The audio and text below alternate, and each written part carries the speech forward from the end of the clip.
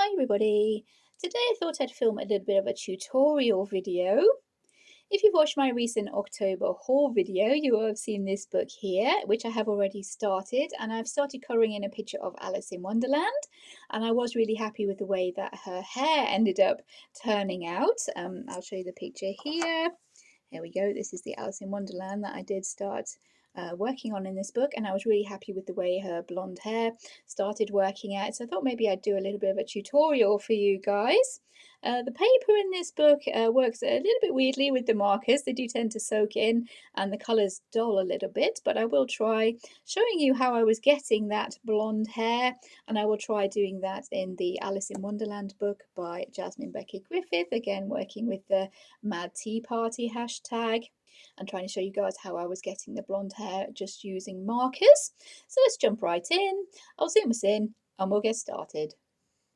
So this is the page that I've chosen. This one is called Alice's Advice. And this one is a pretty big kind of portrait style page with lots of hair going on. So I thought this one might be a good one to show how I was getting that blonde hair going on. And I tried to keep it pretty simple in the little book because it was a little book and I didn't want to mess around, bring in too many colours to get that hair going. So the markers that I used, there was only 4 colours. That's these ones here. And these are all from the 104 set of Honolulu B Ohuhu alcohol markers. And these colours I thought worked really nicely to give that kind of blonde hair effect that I was going for. So the numbers for these markers are Y010 Primrose, Y121, which is Primrose, Primrose without the I. It's a kind of odd way of naming them, but yeah, we do have Primrose and we have Primrose without the I. We have a Flax, which is Y250, and I also brought in Warm Grey 090, which is Warm Grey 9 for the darkest areas. So first of all, what I did was I based the whole of the hair with the Y010 Primrose. That's Primrose with an I. I just based the whole of the hair with that one. So I'll just go ahead and fill all that in. It may not be showing up super well on the camera, but yeah, I'm going to go ahead and base the whole of her hair with this primrose colour to give us a nice, very pale yellow shade in the background. And give us something we can use as a base to bring our other colours into. There we go. Hopefully that is showing up on the camera there because that is a very, very pale kind of creamy yellow colour, but it does give us a base to work on top of rather than the white of the paper or the off-white of the paper in this case with Jasmine's book. And when I first started working on the picture in the smaller book that I originally showed you, I did intend to keep to just 3 colours for the hair. And then I introduced the warm grey after the fact, after I'd coloured her hair and realised it needed some more depth with the shadows. So I'm going to try and show you here exactly the same steps I did take in the book and hope that the markers work okay on this paper. So what I did, I took these 2 colours, the Y250, which is Flax, and the Y121, which is Primrose without the I. And we're going to be doing this in small sections because I'm trying to blend these markers slightly, and it's easier to do that if you work in smaller sections and work pretty fast. So what I did first of all is I took the Flax colour and started in the darker areas, adding in some kind of strand lines. Like you see there, some kind of flicking strokes to give the sort of strand lines you use for hair. And then I was coming in with the Primrose without the I and blending that as best that I could. Which, as I suspected, yeah, it's not working as well on this paper, but we can get somewhat of the same effect of blending that Flax colour into that slightly more yellowy colour.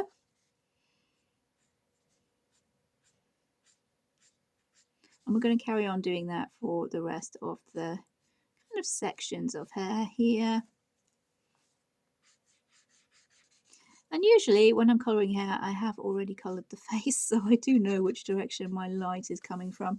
I'm guessing looking at that face there, the light would be coming from the left of the page. So this side of her head would be darker in theory. We are leaving some of the underpainting colour, the base colour rather, coming through underneath there so that we don't have the pure white of the page. We can bring in the white gel pen, as I always do for doing hair, to add the extra highlights on the top.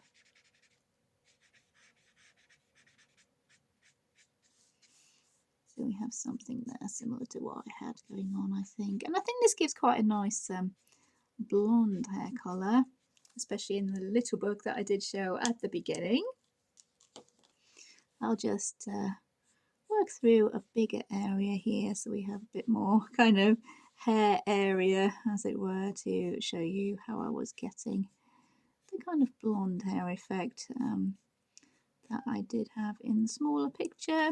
And usually when I do blonde hair, I tend to stay away from the bright yellows and lean more into warm greys. We do have a little bit of a yellower tone coming through with the very pale kind of primrose colour there. But that's not a really bright kind of saturated yellow colour. It is still pretty subdued, so it does work to give a little bit of a yellowish tone, but going too yellow tends to make the hair look a little bit brassy, I think, and I try and stick to the warm greys to add in my shadows and bring in the whites again as I do for the brighter white highlights. I'm concentrating my shadows in the areas where they would be furthest away from the light. I'm coming in with the flax colour here, where the hair would be furthest away from the light, like in the shadow of her face here. I'll just blend in these areas here. We want the stroke lines, the hair kind of strands to look somewhat obvious, but not super obvious. We want it to blend in very slightly. And I'm not leaving as much of the white paper here. You can't see any of the paper coming through because that is a shadowy area. And in these kind of areas here, I'll move on to maybe the darker colour now. In these kind of areas here, the hair comes up and kind of over and back down again. So the bits where it curves away, we are working around a kind of circle of her head here. So as it curves away here, away from the light, those are the areas that you will be bringing in the shadow to make the hair kind of strand look curved here. So now I'm going to come in with the warm grey and we're going to add in some shadows to those areas that would be curving away.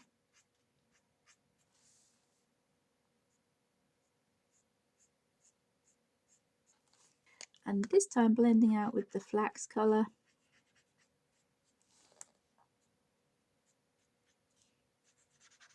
And as I said, it's best if you work in small areas because you can blend the ink before it does dry.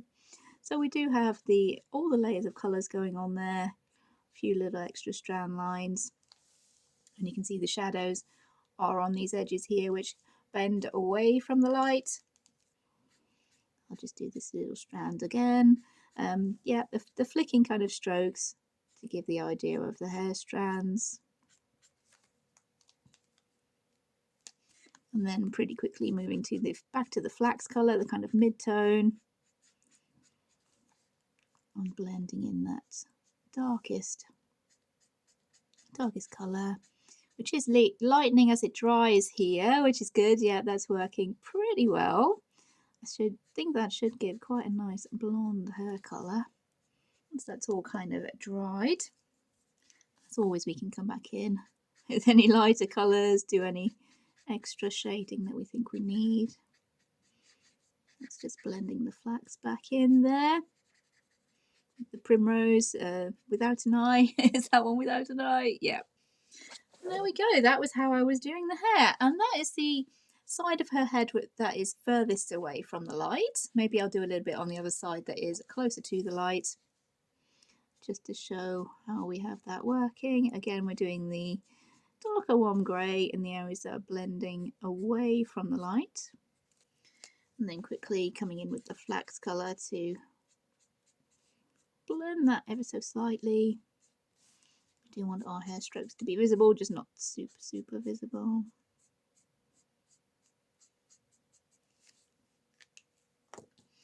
If we do need to come in with the primrose without an eye, there must be an easier way to say that colour, but primrose without the eye. Yeah, that is how I would do the hair on the furthest away from the light.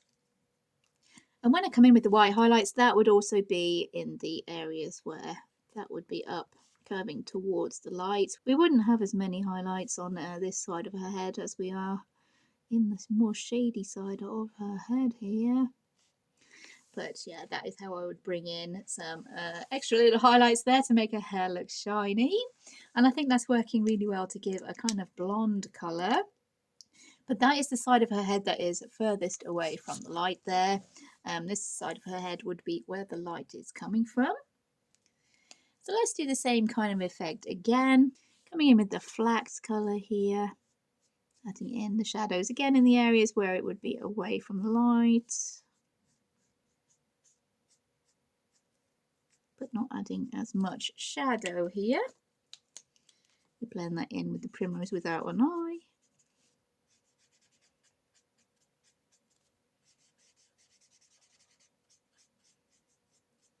This time leaving quite a bit of highlight.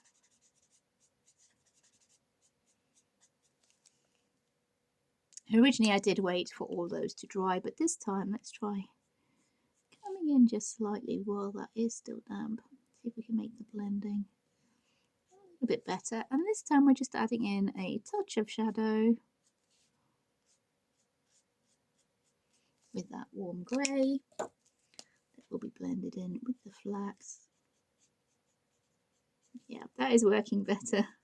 As I said, when I first did the picture, the original picture, I was trying to keep my colours very, very simple, but it did need a little extra element of shade to it. We would have a lot more of the highlights on that side of her head as we are having our light come from that way. And a lot more highlights. I especially like to put them around the face. I think that kind of emphasises the face quite well if we do have the highlights coming through there. So you can see there we do have a lot of the base colour coming through there on the lighter parts of her hair, as this is the side of the face where the light would be coming from. And yeah, I think that is working really well to give that blonde hair colour. I've done this other little bit of a section here as well. And before I go on and finish the whole of her head, so you can see how the whole effect looks like all together, I wanted to point out that you could use the fine point of these markers. As these markers do have a fine point as well as the brush nib, you can come in with the fine point of the markers to add in a few finer strand lines for a little bit of extra definition.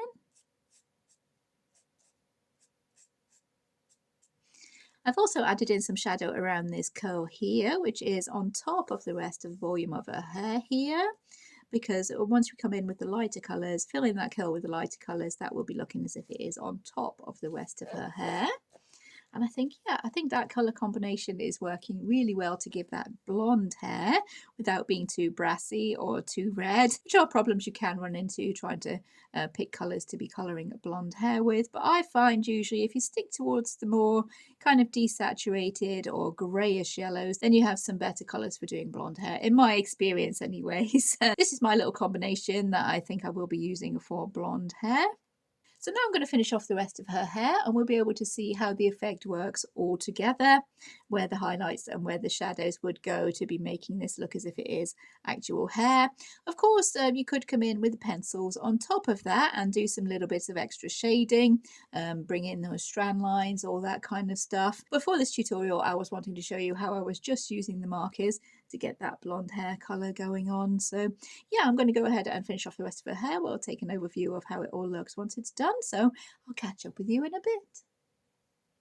Okay, I've done about enough there, I think, to show how the colour combo actually works to give that effect of the blonde hair. I've brought in the original picture again as well, so we can see the difference between this more porous paper here, where the markers are soaking in and showing up as being maybe a little bit more faded looking than on this less porous paper here in the Jasmine book. But these two lots of hair were coloured exactly the same way. This one has a lot more contrast, I think, than this one where the marker has soaked into the paper a little bit more. I think I actually did bring in a few layers here as well to be able to get a little bit of contrast going on, whereas just with the one layer here, we do have pretty much the same effect. I do like the way these colours work together to give that effect of the blonde hair. Of course, there are many different shades of blonde hair. This isn't the only way possibly to be colouring it, but I think it's a pretty good way to be colouring it, and I thought I'd kind of walk you guys through how I was getting this effect with the original picture. So I'll just get rid of that one now, and we'll have a look at Alice from the Jasmine book on her own. There she is. And just as a little bit of a recap here, we did use 4 colours for this blonde hair, and those were from the 104 set of Honolulu Bee Ohuhu markers.